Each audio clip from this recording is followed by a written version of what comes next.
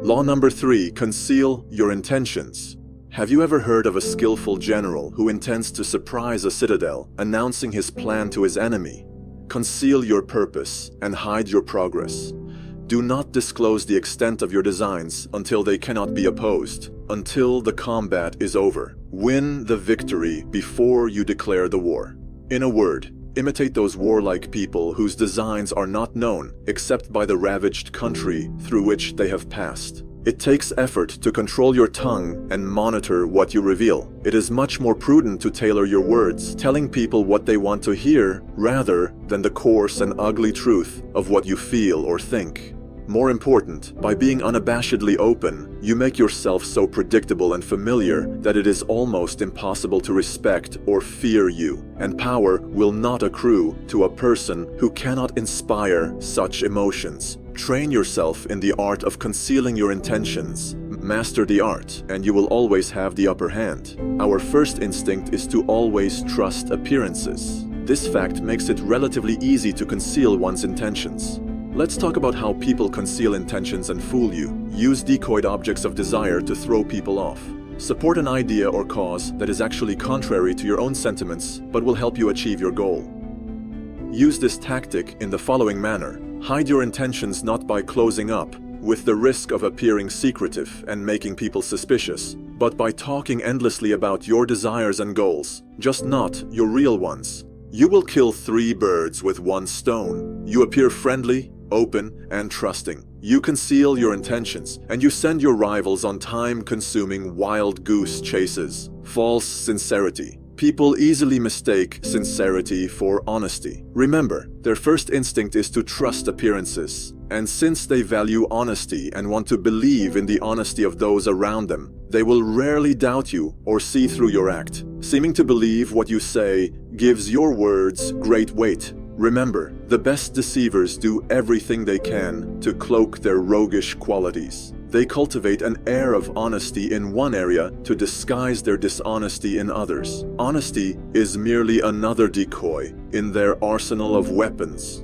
Bland facial expression. Behind a bland, unreadable exterior, all sorts of mayhem can be planned without detection. This is a weapon that the most powerful men in history have learned to perfect. Noble gesture. People want to believe apparently noble gestures are genuine, for the belief is pleasant. They rarely notice how deceptive these gestures can be.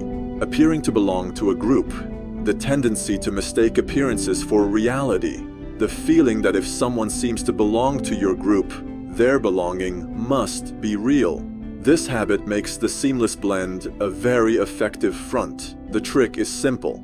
You simply blend in with those around you. The better you blend, the less suspicious you become.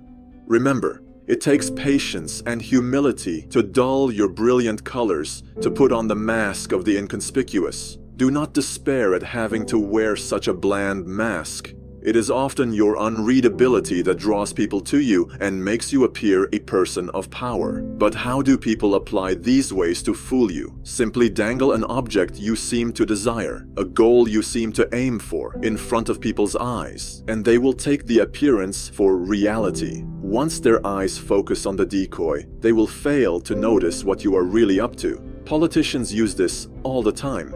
Our first historical example would be decoyed objects of desire and making a woman fall in love. The Marquis de Sévigné was inexperienced in the art of love. He confided in the infamous courtesan of 17th century France, Ninon de L'Enclos, to instruct him on how to seduce a difficult young countess. She made him follow a plan over a number of weeks, where the Marquis would be appearing in public always surrounded by beautiful women in the very places the Countess would be expected to see him. He was supposed to assume an air of nonchalance. This increased the jealousy of the young Countess, who was not sure of his interest in her. One day, the Marquis, unable to control his passion, broke from Ninon's plan and blurted out to the Countess that he loved her. After this admission, the Countess no longer found him interesting and avoided him. The whole premise of dating is based on games, wild moves, and being unpredictable. If you display your feelings too soon, it becomes an artless show of passion, a door closed that would never open again. In seduction, set up conflicting signals, such as desire and indifference. And you not only throw them off the scent, you inflame their desire to possess you. Another example. Otto von Bismarck became Prime Minister of Prussia. Otto von Bismarck was a deputy the Prussian parliament at a time when many fellow deputies thought it was possible to go to war against Austria and defeat it. Bismarck wanted to go to war, but he knew that the king was not in favor of it. He also knew the Prussian army was not prepared, so he devised a clever way. He publicly stated his praises for the Austrians and talked about the madness of war. Many deputies changed their votes. Had Bismarck announced his real intentions, arguing it was better to wait now and fight later, he would not have won. Most Prussians wanted to go to war at that moment and mistakenly believed their army to be superior to the Austrians. Had he gone to the king, his sincerity would have been doubted. By giving misleading statements about wanting peace and concealing his true purpose, Bismarck's speech catapulted him to the position of prime minister. He later led the country to war against the Austrians at the right time, when he felt the Prussian army was more capable and united with Germany. Yet another example.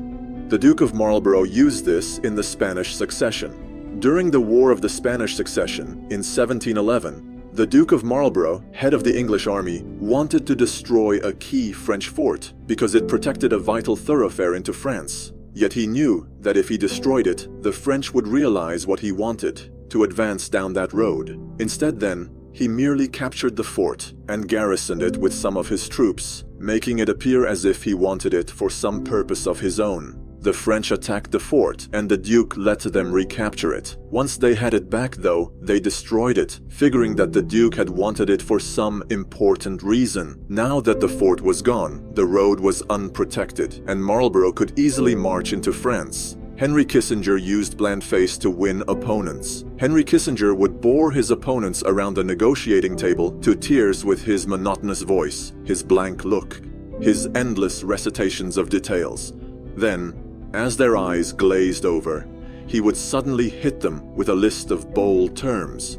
Caught off guard, they would be easily intimidated. As one poker manual explains it, while playing his hand, the good player is seldom an actor. Instead, he practices a bland behavior that minimizes readable patterns, frustrates and confuses opponents, permits greater concentration. Watch the concise 30-minute version here while I remaster all of the animations that this channel was built upon. Listen to the new audiobooks on the source material of the 48 Laws of Power and join the Ilacertis library on Gumroad for more exclusive content.